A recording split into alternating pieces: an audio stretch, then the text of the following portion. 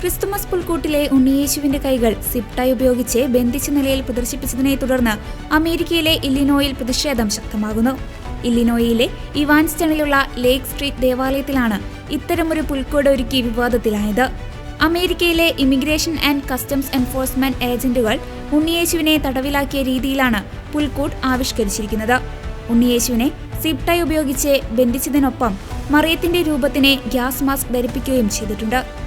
ചുറ്റുമുള്ള റോമൻ പട്ടാളക്കാർക്ക് പകരം ICE എന്ന് രേഖപ്പെടുത്തിയ ടാക്ടിക്കൽ വെസ്റ്റുകൾ ധരിച്ച ഉദ്യോഗസ്ഥരെയാണ് ഇവിടെ കാണാൻ കഴിയുന്നത്. കൂടാതെ തടങ്കൽ പാളയങ്ങളിൽ അഭയാർത്ഥികൾക്ക് നൽകുന്ന തരം അലുമിനിയം ഫോയിൽ പുതപ്പാണ് ഉണ്ണിയേശുവിനെ പുതപ്പിച്ചിരിക്കുന്നത്. രാജ്യത്ത് നടന്നുവരുന്ന കുടിയേറ്റ വിരുദ്ധ നടപടികൾ സൂചിപ്പിച്ചുകൊണ്ടാണ് ദേവാലയത്തിന്റെ അധികൃതർ ഈ പുൽക്കൂട് നിർമ്മിച്ചിരിക്കുന്നത്. എങ്കിലും ഈ നടപടിക്കെതിരെ കടുത്ത വിമർശനമാണ് ഉയരുന്നത്. വിശ്വാസപരമായ കാര്യങ്ങളെ രാഷ്ട്രീയ ലക്ഷ്യങ്ങൾക്കായി ദുരുപയോഗം ചെയ്തുവെന്നും ക്രിസ്തുമസിന്റെ പരിശുദ്ധി തകർത്തുവെന്നും വിമർശകർ ആരോപിക്കുന്നു.